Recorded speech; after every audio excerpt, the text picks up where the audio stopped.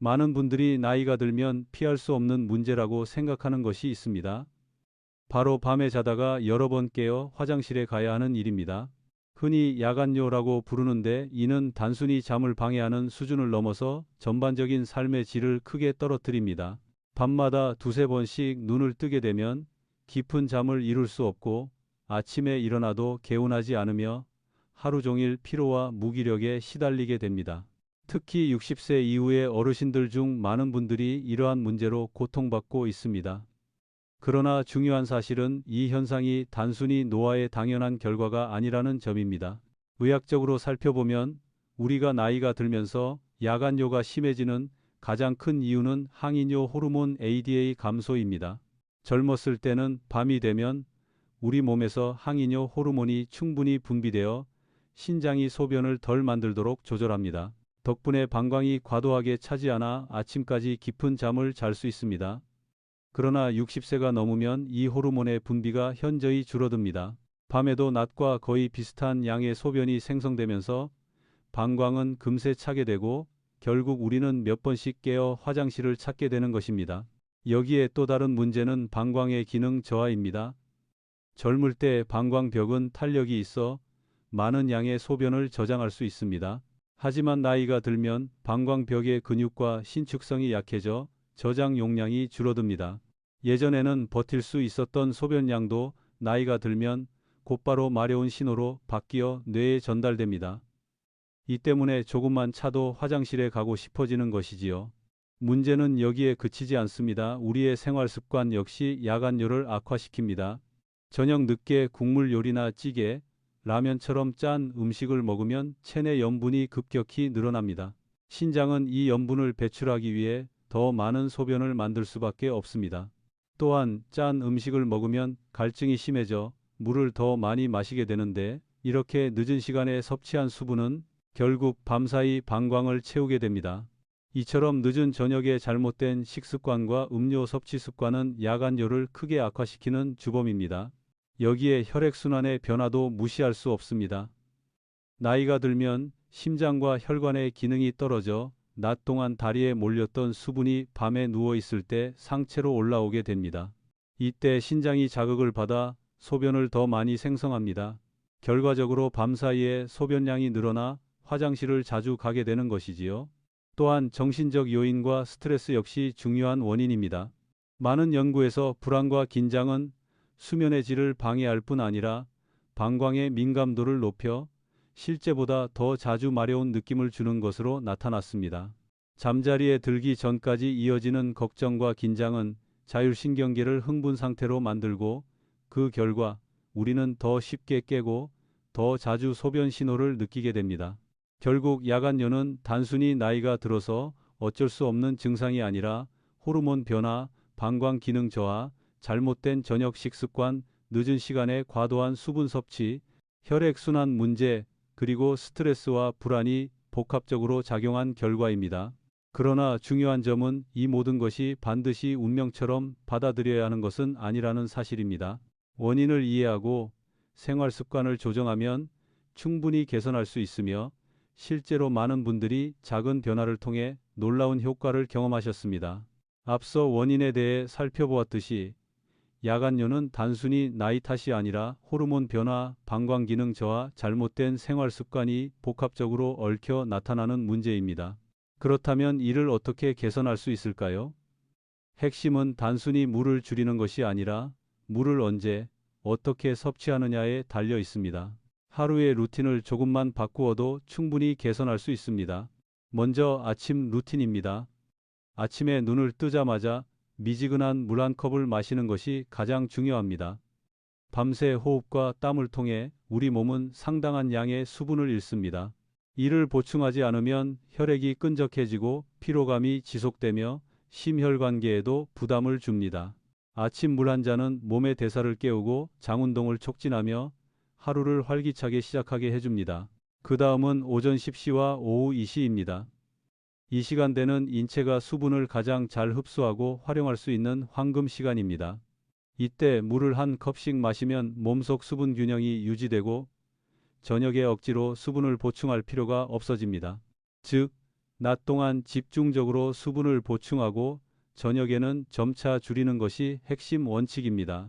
오후 5시 이후부터는 수분을 조금씩 줄이는 것이 좋습니다. 갈증이 심하면 입안을 헹구거나 한 모금 정도만 마셔도 충분합니다. 컵으로 가득 마시거나 차주스, 맥주 같은 음료는 피하는 것이 바람직합니다. 특히 저녁 식사 이후에는 보충이 아니라 조절이 필요합니다. 저녁 식사 습관도 큰 차이를 만듭니다. 국이나 찌개, 라면 같은 국물 음식은 염분과 수분이 많아 야간뇨를 악화시킵니다. 저녁에는 국물보다는 반찬 위주의 식사가 좋습니다. 짠 음식을 먹으면 갈증이 심해져 물을 많이 마시게 되는데 이 역시 밤에 방광을 채우게 되어 수면을 방해합니다. 따라서 저녁 식사만 바꾸어도 놀라운 변화를 경험할 수 있습니다. 잠자기 최소 3시간 전부터는 수분 섭취를 최대한 줄이는 것이 필요합니다. 목이 마르면 입을 헹구거나 소량으로만 갈증을 해소하세요. 이렇게 하면 방광이 밤새 과도하게 차지 않아 깊은 잠을 잘 수 있습니다. 또한 카페인과 알코올 섭취를 조심해야 합니다.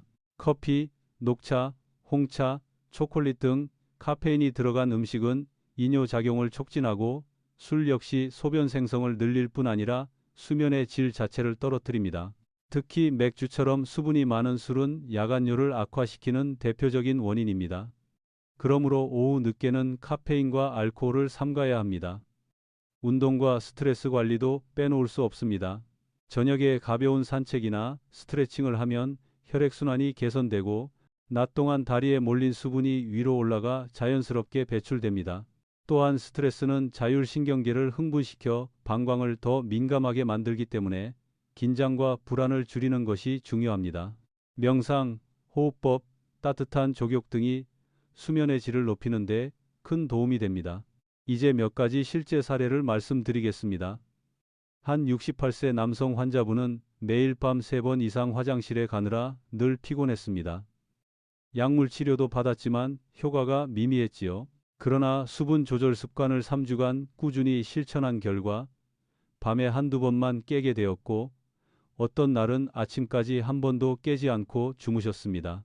또 72세 여성 환자분은 저녁마다 찌개와 국을 즐기셨는데 이를 줄이고 저녁 물 섭취를 최소화한 뒤 단 2주 만에 야간뇨가 절반으로 줄었습니다. 실제 환자분들의 사례에서 알 수 있듯이 생활 습관의 변화는 약물보다 훨씬 강력한 효과를 가져올 수 있습니다. 결국 핵심은 단순합니다.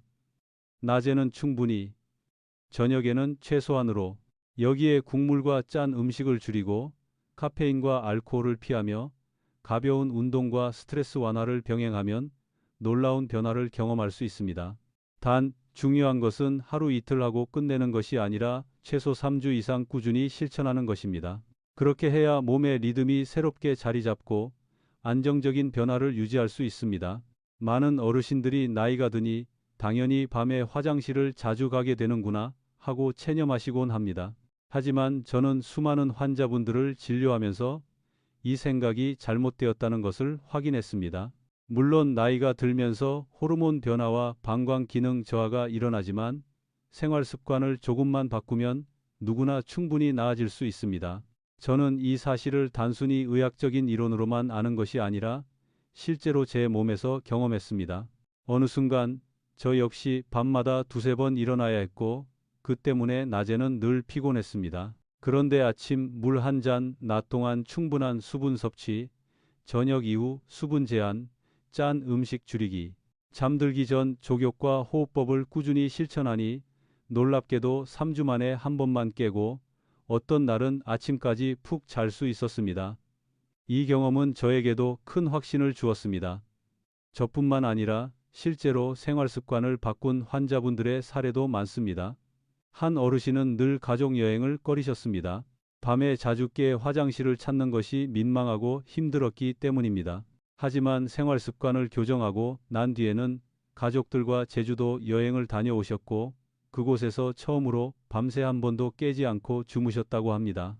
그때의 기쁨을 말씀하시면서 이제는 여행이 두렵지 않다고 웃으시던 모습이 아직도 기억에 남습니다. 또 어떤 분은 낮에 늘 졸음과 피로로 생활이 힘들었는데 야간뇨가 줄어든 뒤부터는 다시 아침 운동을 시작하셨습니다. 덕분에 건강이 더 좋아지고 자신감도 회복하셨습니다.